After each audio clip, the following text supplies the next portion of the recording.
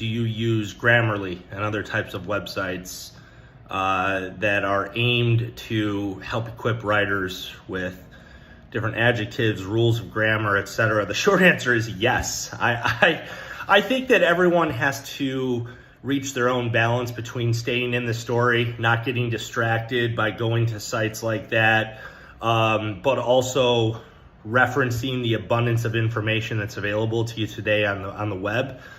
For me personally, I use dictionary.com a lot. I have a handful of sites that I use as a kind of a quick reference tool. Sure, there's always the grammar situation that comes up, and it always feels like repeats too. I never seem to learn, lay versus lie and things like that. I always have to be reminded of what the rules are.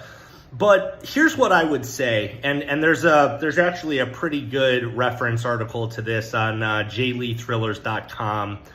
What I would say is that you want to make sure that you balance the tools that are out there with your creative process.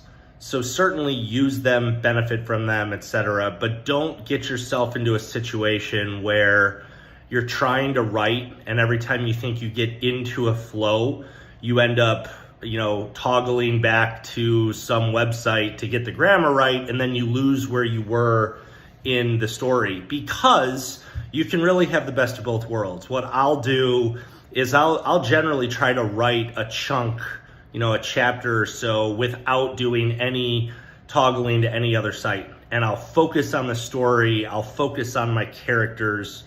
What are they thinking? What are they doing?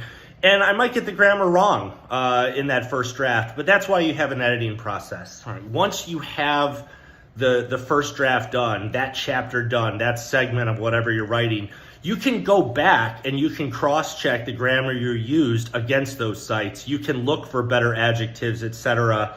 The caution would be, don't try to do it live if that interferes with your creative process. And for me personally, that's something that I noticed has a tendency to happen. I might go back and forth between Google Maps to scope out a location for an ambush. The most important part of that chapter is not, did he turn east or did he turn south? The most important thing is describing the situation, describing what he's feeling, and keeping the tension alive. So yes, use those resources to your advantage. No, do not let them overtake the creative process.